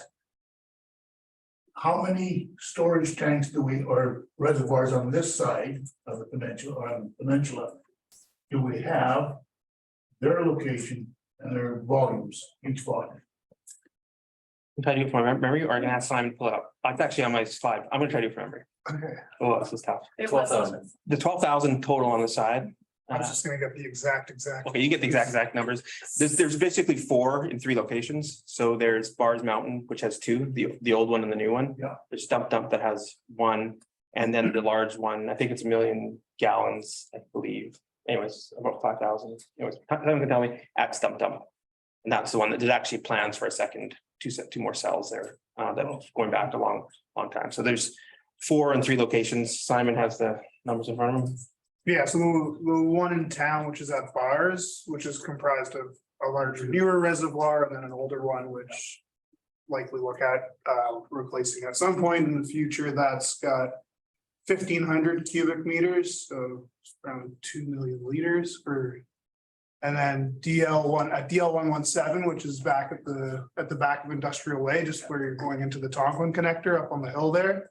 There's a larger reservoir up there that's got 4,700 cubic meters of storage. And then the one that I guess the folks that have lived here a long time call it 6 Mile, that's Stump Dump. There's a large 2-cell reservoir there with 5,000 cubic meters. One I think that you try to answer the trick question, but there's one other one that we don't use because of the hydraulics, which is Lovekin. Which it's about 100,000 gallons, and so that's at Rosie Bay. And it's something that's flagged, that our operators flagged for us this week as a potential for next year to fill that up and use it for non-potable water for residents. So, okay, we're in our stage 3. I'd like to water my garden to Adrian's Point or whatever it is. You could go there, collect water and spread out. And it's unfortunate we didn't do that last year, but I think it may be a good solution for next year and years to come. Thank you. Go ahead. I'm just curious, why has it taken since like 2021 for a master plan to sort of start addressing the water shortage issues, when this has sort of been a bit of a concern since 2006, and then even mentioned 2012, it was probably one of like the lowest years and whatnot, so. Yeah, I think there's probably a number of answers to that. I mean, the first being that no one was expecting a drought, so our average creek flows are 2,900 meters cubed a day, not 1,700, which is well in excess of our 2,200 meters cubed. Part of it is that things take time in local government. We've been focused on a very large $80 million wastewater treatment project for the last 5 years. So in 2021, we finished that initial study. It was introduced to council. Council had time to think about it. We as staff took that away, developed a request for proposals. Nope, first we got in the budget, and then we looked for a request for proposals, and then we went out for procurement. And then we brought someone on board. So it's just how things take. I wish the drought either would have happened last year or we could have done this in 2022, but that just didn't happen.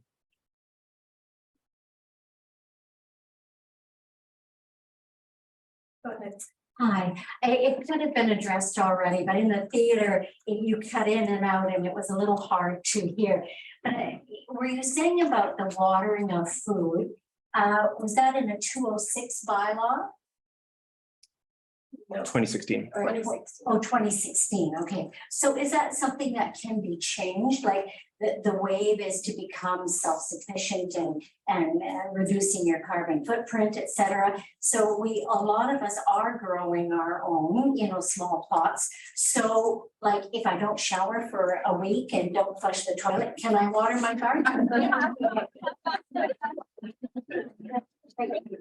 Yeah, no, we did. That kind of thing. Yeah. Like, I mean, I want common sense to prevail as to, that's, as long as people are using their common sense, we are not going to get fined for watering our gardens. Thank you. Yes, we like common sense to prevail as well. That bylaw, I think we answered a couple of those questions earlier, is being looked at. Okay. And will be reviewed. To bring it up to the 21st century. We did make some changes. Starting back, but yeah, that's the point taken. We're moving back the century where we all should be gardening. Okay, thank you. Thank you. Can I ask a question to the groups? Yes. Oh, great. Yeah, I have a question to everybody online, everybody here and in the theater. So if you were to redo the stages that we have, so currently we have stage 1, which is automatically starts on May 1st and no one listens to it. Nothing happens, no change happens. Stage 2 gets called out, whatever it is, usually May or June, depending on our water. No one listens to it, nothing happens. So at that point, we still have water spilling over our dams, meaning we have more water than we can use. Does it make sense to go to a 2-stage program where it's a stage where right now the water stopped spilling? It's time to conserve stage 4. We have the water in stage 1 and 2. It's more of just a behavior process, but no one's listening to it. The only time people have listened to us in my time here has been since we started pushing out messages saying how serious this was last week. So my question to the audience, you don't have to answer me now. Would it make more sense to have less stages? Just have a serious stage and a stage 4 stage? Or something. Anyways, those are my thoughts. So that's a question that we'll put on the Talk to Fina Water Conservation page, and we hope that you go there and answer that question. We'll probably add a few more regarding water conservation after today's meeting. Thanks, Erin. Is there anyone in the theater that would like to ask a question? And if not, we'll continue to go to everybody in this room. Is there anyone who hasn't asked a question yet that would like to? Okay, go ahead, Gordon. Can Cermak shut down earlier in the season next year and going further? So as mentioned earlier, we are working with Cermak. We have worked with Cermak over a number of years, and they've made every effort to shut down as early in the season as possible. Typically, we don't see these dry conditions this early in July. So we are, we highly respect the relationship we have, and we've been working, quite well over the years to determine when they can shut down earlier, and they've offered as well. So I think as trends change, that conversation will continue. We won't say that we won't stop working together, so we'll just continue that dialogue. Thank you for the question.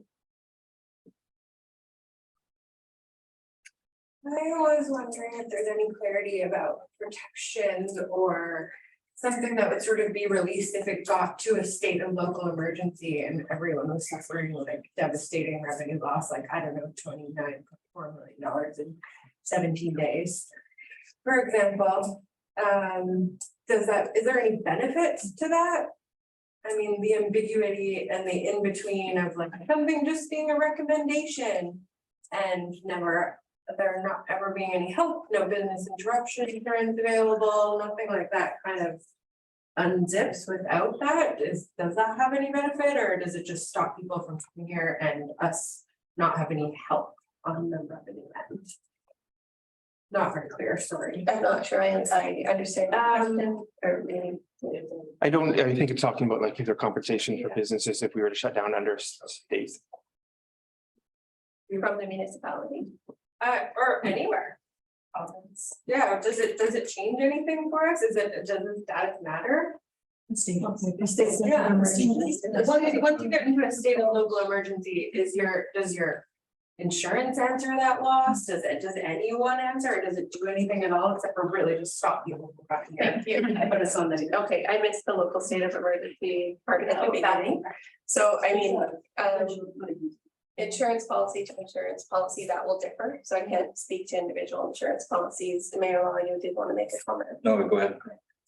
Oh, you want, I was gonna say, there's certain things that come into play. If we declare a state of local emergency, it does open us up for certain recompense for the district for operations and emergency operations. If the province declares a state of emergency, which I understand they're talking about, because of the devastation through many of the communities across the province, then that will potentially open up federal funds. Now, where those go and how those go, I'm not sure, but that's a very serious. Oh, I don't want it. Yeah, it's a very serious thing. So just to be clear, we're trying not to get there, and that we don't want to get there, and we don't have to get there. I don't think if everybody pitches in and shoulders the load together, to be honest. And I don't think anybody wants a business next door to go under. Nobody wants to lose their revenue. Nobody wants to see their neighbors suffer, their children suffer. We do not want to see that, which is why we're here. So just to be clear. Maybe I'll reflect a little bit on the pandemic, because I know it's still very fresh in our minds, but at that time, when the province declared, or when there was the emergency regarding the pandemic, the province stepped in and provided financial supports and legislative changes to municipalities so we could support our local economy and local residents. Most recently, when the highway shut down, the province did not come forward with any supports. It was a very localized impact. So we weren't able to react in the same way as we were when the pandemic hit. So I did have, discussions with Brad and Janet at the chamber regarding our inability to be flexible when the highway closed most recently. In order for us to provide any financial relief or reduce that pressure when it's, when in 2021, when we reduced property taxes or when we delayed the penalty, the province gave us the ability to do that. And so without that legislative change, we can't react in the same way. So I just wanted to reflect on that a little bit based on the most current situation. So that's kind of the difference between the provincial emergency versus a more local emergency. I have another one. I'm sure you're gonna say it's after the master plan, but like, to what end are we engaged with ministers for relief of provincial or federal funds that will help us with this capital spending and this infrastructure improvement that we obviously need, because what's not going away is the droughts. Yeah, and so I can't speak for the province or the feds, but To what end are we we're engaging anybody in upper government? consistently. We do have an opportunity every year to go with council to the Union of BC municipalities to have important discussions like that. So we go in September. I can't speak for the province or the feds, but when we experience province-wide or country-wide situations like this, like a pandemic, like droughts, the province typically reflects on that and determines what type of infrastructure needs do municipalities, local governments require to be more resilient during these times. So if I were to think about what's happened in the past and think about how the province has reacted in other scenarios, I suspect that we will likely see some support for water infrastructure in the coming years. And we will certainly take advantage of that, just like we did for the wastewater treatment plant. Good comment about our capital infrastructure levy. So another thing too is, we often talk about government grants, and we've gotten certainly tens of millions of dollars for our wastewater treatment plant and other grants that come through. About 10 or 12 years ago, the district didn't have enough money in the bank to fix broken pipes, and our CFO at the time, Tatiana, instituted a capital infrastructure levy. It was a very difficult decision for the community to accept, to pay extra into a reserve. But the community did it, council at the time did it, and staff did it. That capital infrastructure levy now brings in a couple $1 million. That goes into it. That's the reason that we can leverage grants. That's the reason that we have the money to fix broken pipes, Neil Street. That's the reason that we can, that's the reason we have water and all the systems flowing right now. So the district actually has done a remarkable thing in having that capital infrastructure. It's unusual. I gotta say, I've been in meetings with hundreds of mayors, actually thousands of mayors from across the province, across the country. It's a very unusual thing to have done so early, and most municipalities are now trying to catch up. So when you see those things coming in the paper and towns are crying out about what's this new, this tax thing or capital infrastructure, we've done that, and the town is well off because of it. So I just want to put that out there. That was an incredible accomplishment, and I don't want that to get lost. For example, the wastewater, the water master plan is funded from CNI levy. So the $200,000 that we didn't have to do a study to tell us what we need in the past. We were flying blind for decades. Okay, so thank you both for those comments. We have about 8 minutes left. Is there anyone who hasn't asked a question yet that is here that would like to ask a question? Okay, I thought I saw a couple hands up. Go ahead. Just a quick one regarding a short-term vacation Airbnb. I may have missed it, maybe you did address it already, but what I just want to know is, are you contacting every owner of the properties to let them know about stage 3 and what that means? Is every owner being contacted? Thank you. Yes, we did mention that earlier, and Aaron, if you could repeat that.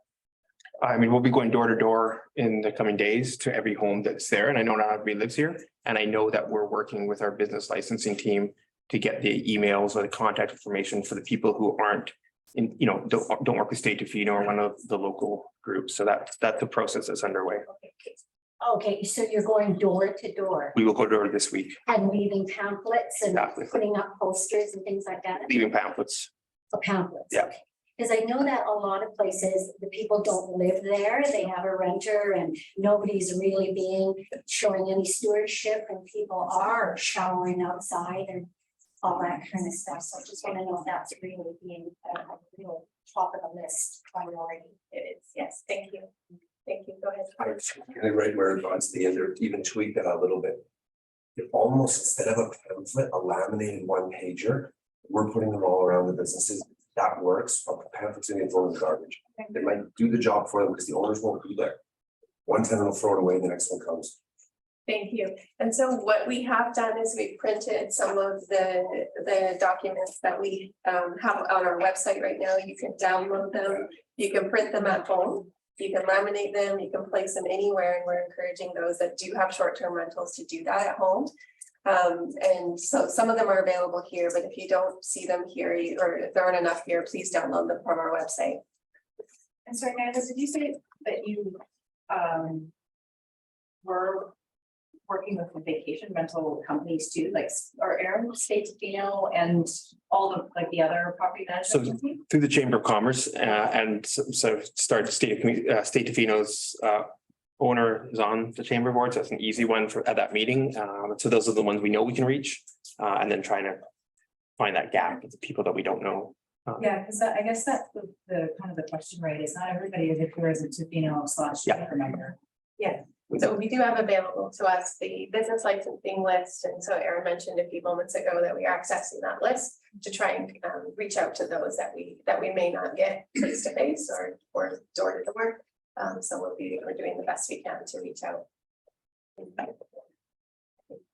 You were in contact with those top 6 hotels. Are they handing out any kind of literature? Because everyone we come across, sort of worse in the restaurant, honestly have no idea what we're talking about when we talk to them. They're shocked. So do you know now that you're talking since April, you said, are they handing out any specific literature or anything? Or at the tourism office? I feel like they just don't know, and they really don't know. Yeah, we've developed all kinds of collateral like posters and things that are all in the hands of the major hotels and have been for quite some time. Obviously, since we've gone to stage 3, we're re-engaging with all those people, making sure that that's there. So that those tools have been provided. But you don't know if the hotels are handing out literature, because like there's literature everywhere for I was just curious, literature for tourists. I can't speak about every single hotel in every room, but we certainly have the tools out there for them to do that and have those in the room, like collateral, like posters and things on the free, like that. Thanks. Probably have time for 2 more questions. Go ahead. I'm wondering if you can tell me what your favorite solution, long-term solution to the problem would be, and how much money we're talking about. Can we pretend we didn't have to spend any money, or I can spend as much money as I wanted? Simon and I. Double the size of the reservoir, it's gonna cost them, it's gonna cost them 20 years. I think it's a complicated question that we've been tossing back and forth a little bit over the last couple of days. And we don't want to get too far ahead of ourselves because when the master plan comes out, it's probably going to say something different. And it will be costed out, so we'll know, we'll be able to make those calls and we can figure out unit per value. But it probably is short, medium term, it's managing what we have, whether that's an expansion of the reservoir or not, how many days that get us. Don't forget at 22,000 meters cubed, you have about 11 days. So if you added 4 days for X amount of dollars, is that worth it? Does that help us in a situation like this? Probably not. Could you access a different creek? What are our choices there? That's probably short term. Expanding the amount of water that we can process through our water treatment plant. So when it was built on a budget, and it produces about 1/3 of our water, even though it has the bigger reservoir. So our north side of the system, the high pressure system, produces 2/3 of the most water with 10% of the storage, and on our south side, the Okemos reservoir side, produces 1/3 of our water with 2,200. So it's not, so it's a little bit of an issue there. The big issue being right now we can only push 11 meters cubed through a day through 11 liters per second through Okemos water treatment plant. And so even if we had a bigger reservoir, it may give us like a couple extra days or a couple extra weeks, depending on how big you built it, but you couldn't produce any more water for towns.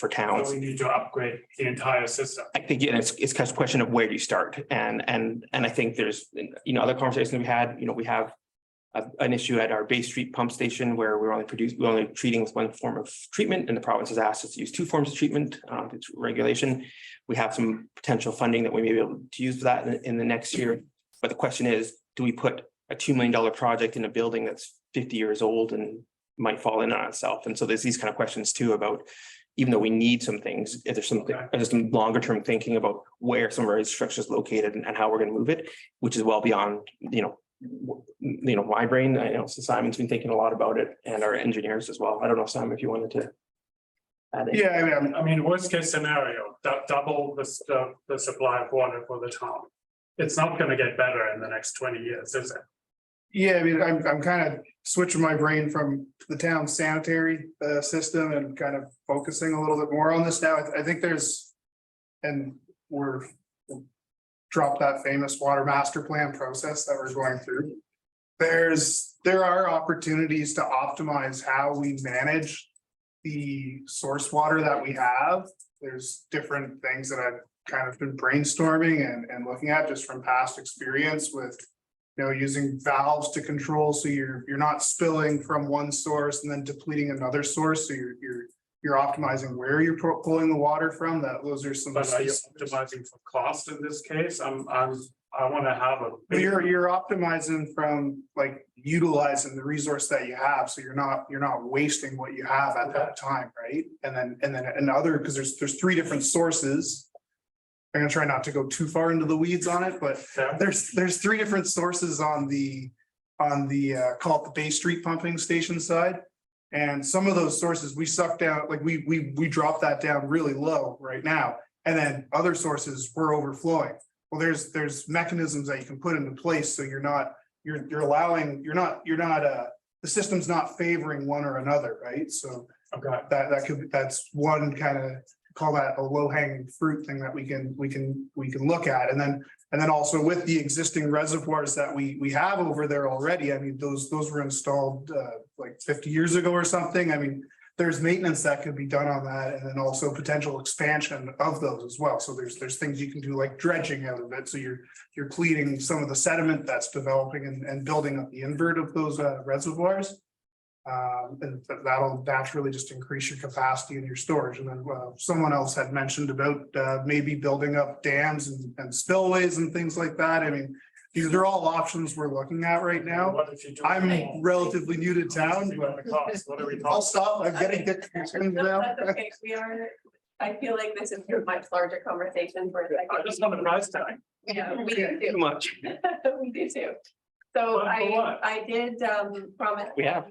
I did promise one more question, and so I'll get to that in a moment, but before I do, I just want to remind everybody or to let everybody know that the video of this meeting, as well as the PowerPoint presentation that Aaron provided, will be on the Talk to Tofino Water Conservation page. So if you Google Talk to Tofino Water Conservation or Talk to Tofino Water Conservation, that will pop up for you. And you can also find a link to it on our website. So I will allow one more question. There is one. Anyone who hasn't, go ahead. Just a quick question. We've got that big sign on Industrial Road saying what level we are. Why can't we have a sign right as it's the entrance, like welcome to Tofino, and then the. So everybody who's driving in can see that it's right there. So great news, we have new signage coming. It may even be here. And what are the new locations for the signage? So there is the one out of town. It's on, all of our signs are on the wrong side of the road. It was pointed out to me a couple days ago. But our first sign is actually at Stump Dump. So when you first come to Tofino, there is a sign, but it's on the left-hand side as you're coming in, not ideal. Then there's the industrial weight sign, and I believe we'll be putting one downtown here at the Village Green. And then we got to figure out when people are leaving town, it might be good to tell them that as well. So I think it's a point well taken for us, that we can do better with that. Okay, thanks everyone for attending. Appreciate your time.